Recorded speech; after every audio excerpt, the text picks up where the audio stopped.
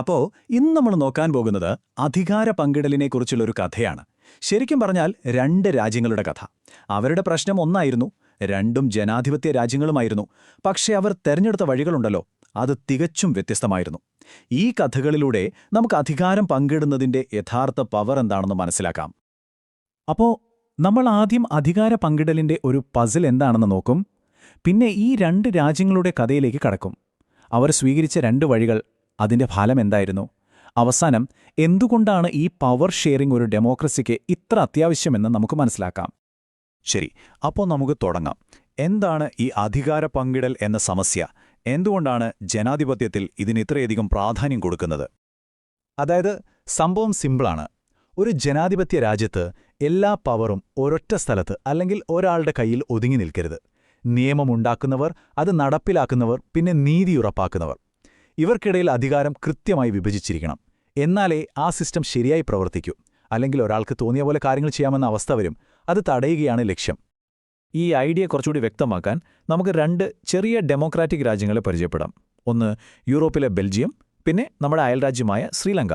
രണ്ട് രാജ്യങ്ങൾക്കും ഒരു കോമൺ പ്രശ്നമുണ്ടായിരുന്നു: ഒരുപാട് വംശീയ വിഭാഗങ്ങൾ, അതായത് എത്നിക് ഡൈവേഴ്സിറ്റി.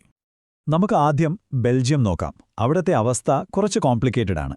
രാജ്യത്തെ മൊത്തം ജനസംഖ്യ എടുത്താൽ അതിലൊരു 59% പേരും ഡച്ച് സംസാരിക്കുന്നവരാണ്.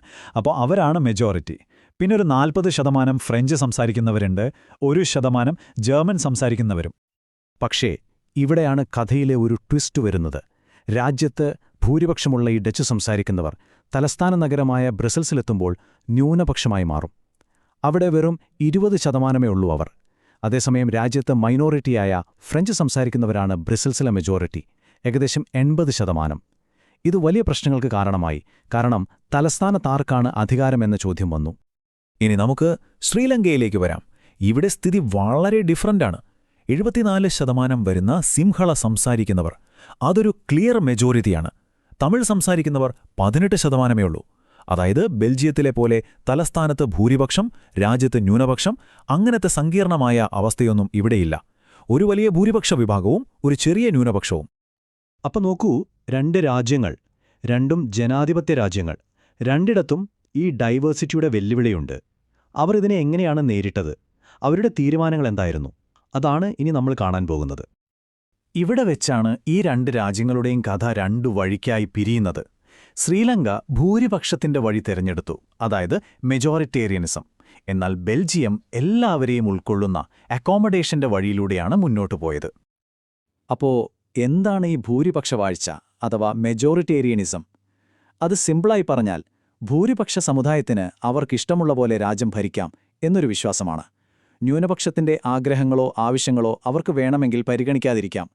ശ്രീലങ്ക ഈയൊരു വഴിയാണ് സ്വീകരിച്ചത്. അങ്ങനെ സിംഹള ഭൂരിപക്ഷത്തിന്റെ ആധിപത്യം ഉറപ്പിക്കാൻ വേണ്ടി ശ്രീലങ്കൻ സർക്കാർ ഒന്നിനു പുറകെ ഒന്നായി ചില തീരുമാനങ്ങളെടുത്തു. 1956 സിംഹളയെ ഏക ഔദ്യോഗിക ഭാഷയാക്കി. പിന്നെ ഗവൺമെന്റ് ജോലികളിലും യൂണിവേഴ്സിറ്റി അഡ്മിഷനുകളിലും സിംഹളർക്ക് മുൻഗണന കൊടുത്തു. ബുദ്ധമതത്തെ സംരക്ഷിക്കേണ്ടത് സ്റ്റേറ്റിന്റെ കടമയാണെന്ന് ഭരണഘടനയിൽ പോലും എഴുതി ചേർത്തു. സ്വാഭാവികമായും ഇതെല്ലാം തമിഴ് ന്യൂനപക്ഷത്തെ വല്ലാതെ ഒറ്റപ്പെടുത്തി. തങ്ങളെ ഈ രാജ്യത്ത് ആർക്കും വേണ്ട എന്നൊരു തോന്നൽ അവരിലുണ്ടായി. പക്ഷേ ബെൽജിയം പോയത് നേരെ തിരിച്ചുള്ള വഴിയിലൂടെയാണ്. അവർ അവരുടെ വ്യത്യാസങ്ങളെ ഒരു പ്രശ്നമായിട്ടല്ല കണ്ടത്. പകരം അതിനെ അംഗീകരിച്ച് എല്ലാവർക്കും ഒരുമിച്ച് ജീവിക്കാൻ പറ്റുന്ന ഒരു വഴി കണ്ടെത്താനാണ് ശ്രമിച്ചത്. അത് പെട്ടെന്നൊരു ദിവസം സംഭവിച്ചതല്ല. ഏകദേശം 23 വർഷമെടുത്തു. അതിനിടയിൽ 4 തവണയാണ് അവർ ഭരണഘടനാ ഭേദഗതി ചെയ്തത്. അപ്പോൾ എന്തായിരുന്നു ഈ ബെൽജിയൻ മോഡൽ? ഇത് കേൾക്കുമ്പോൾ കുറച്ച് കോംപ്ലിക്കേറ്റഡായി തോന്നാം, പക്ഷേ ഭയങ്കര ഇന്നൊവേറ്റീവ് ആയിരുന്നു. ഒന്ന്, സെൻട്രൽ ഗവൺമെന്റിൽ ഡച്ച്, ഫ്രഞ്ച് മന്ത്രിമാരുടെ എണ്ണം ഈക്വലാക്കി. 2, സ്റ്റേറ്റ് ഗവൺമെന്റുകൾക്ക് കൂടുതൽ അധികാരം കൊടുത്തു. 3, തലസ്ഥാനമായ ബ്രസൽസിൽ ഒരു പ്രത്യേക ഗവൺമെന്റ് ഉണ്ടാക്കി. അവിടെയും 2 വിഭാഗത്തിനും തുല്യ പ്രാതിനിധ്യം. 4, ഇതിനെല്ലാം പുറമേ ഒരു കമ്മ്യൂണിറ്റി ഗവൺമെന്റ് കൂടി ഉണ്ടാക്കി, ഭാഷ, സംസ്കാരം തുടങ്ങിയ കാര്യങ്ങൾ നോക്കാൻ വേണ്ടി. ഓക്കേ, അപ്പോൾ 2 രാജ്യങ്ങൾ, 2 വ്യത്യസ്ത വഴികൾ. ഇതിന്റെയെല്ലാം അവസാനം എന്ത് സംഭവിച്ചു? സമാധാനമായിരുന്നോ അതോ യുദ്ധമായിരുന്നോ ഫലം? ഉത്തരം വളരെ വ്യക്തമാണ്. ശ്രീലങ്കയിൽ ആ ഭൂരിപക്ഷവാഴ്ചയുടെ ഫലം ഒരു നീണ്ട രക്തരൂക്ഷിതമായ ആഭ്യന്തര യുദ്ധമായിരുന്നു. ആയിരക്കണക്കിന് ആളുകൾ മരിച്ചു. രാജ്യത്തിന്റെ വളർച്ച പതിറ്റാണ്ടുകൾ പിന്നോട്ടുപോയി. അതേസമയം ബെൽജിയത്തിലോ? അവർ ആഭ്യന്തര കലഹങ്ങൾ ഒഴിവാക്കി. രാജ്യം വിഭജിക്കപ്പെടാതെ നോക്കി. മാത്രമല്ല, സമാധാനപരമായി പ്രശ്നങ്ങൾ പരിഹരിച്ചതുകൊണ്ട് യൂറോപ്യൻ യൂണിയന്റെ ആസ്ഥാനമായി ബ്രസൽസ് തെരഞ്ഞെടുക്കപ്പെട്ടു. കണ്ടില്ലേ വ്യത്യാസം? അപ്പോ ഈ രണ്ട് കഥകളിൽ നിന്നും നമുക്ക് എന്ത് പാഠമാണ് പഠിക്കാനുള്ളത്? എന്തുകൊണ്ടാണ് ഈ അധികാര പങ്കിടൽ അഥവാ പവർ ഷെയറിംഗ് നല്ലതാണെന്ന് പറയുന്നത്? പ്രധാനമായും രണ്ട് തരത്തിലുള്ള കാരണങ്ങളുണ്ട്. ഒന്നാമത്തത് പ്രായോഗികമായ കാരണമാണ്, അതായത് പ്രാക്ടിക്കൽ റീസൺ. അധികാരം പങ്കുവെക്കുമ്പോൾ സമൂഹത്തിലെ പല ഗ്രൂപ്പുകൾ തമ്മിലുള്ള പ്രശ്നങ്ങൾ കുറയും. അത് രാജ്യത്തിന് ഒരു സ്റ്റെബിലിറ്റി കൊടുക്കും. രണ്ടാമത്തത് ധാർമ്മികമായ കാരണമാണ്, ഒരു മോറൽ റീസൺ. ജനാധിപത്യം എന്ന് പറഞ്ഞാൽ തന്നെ എല്ലാവർക്കും പങ്കാളിത്തം കൊടുക്കുക എന്നാണല്ലോ. അതുകൊണ്ടുതന്നെ അധികാര പങ്കിടൽ ജനാധിപത്യത്തിന്റെ ആത്മാവ് തന്നെയാണ്. തങ്ങളെ ഭരിക്കുന്ന കാര്യങ്ങളിൽ തങ്ങൾക്കും ഒരു വാക്കുണ്ട് എന്ന് ജനങ്ങൾക്ക് തോന്നണം. ബെൽജിയം ചെയ്തത് ഒരു പക്ഷെ കുറച്ച് കോംപ്ലിക്കേറ്റഡായൊരു മോഡലാണ്. പക്ഷേ അധികാരം പങ്കുവെക്കാൻ അതുമാത്രമല്ല വഴി. പല രൂപത്തിൽ നമുക്കിതൊരു ഡെമോക്രസിയിൽ കാണാൻ പറ്റും. ഉദാഹരണത്തിന് ഗവൺമെന്റിന്റെ എക്സിക്യൂട്ടീവ്, ലെജിസ്ലേച്ചർ, ജുഡീഷ്യറി എന്നിവർക്കിടയിൽ അധികാരം പങ്കുവയ്ക്കാം. പിന്നെ കേന്ദ്ര സർക്കാർ, സംസ്ഥാന സർക്കാർ, പഞ്ചായത്തുകൾ എന്നിങ്ങനെ താഴോട്ട് അധികാരം കൊടുക്കാം. ബെൽജിയത്തിലെ പോലെ പല സാമൂഹിക ഗ്രൂപ്പുകൾക്ക് അധികാരം കൊടുക്കാം. അല്ലെങ്കിൽ പല രാഷ്ട്രീയ പാർട്ടികൾ ചേർന്ന് കൂട്ടുകക്ഷി സർക്കാരുകൾ ഉണ്ടാക്കുന്നതും ഒരുതരം അധികാര പങ്കിടലാണ്. അവസാനം നമ്മൾ ഓർക്കേണ്ട ഒരു കാര്യം ഇതാണ്: ജനാധിപത്യത്തിൽ യഥാർത്ഥ അധികാരം ജനങ്ങൾക്കാണ്. അതുകൊണ്ടുതന്നെ ആ അധികാരം പരമാവധി ജനങ്ങളിലേക്ക് വിതരണം ചെയ്യപ്പെടണം. അതാണതിന്റെ ശരി. പക്ഷേ ഇതൊക്കെ പറയാൻ എളുപ്പമാണ്. പ്രയോഗത്തിൽ വരുത്തുമ്പോൾ ചില പ്രശ്നങ്ങൾ വരാം.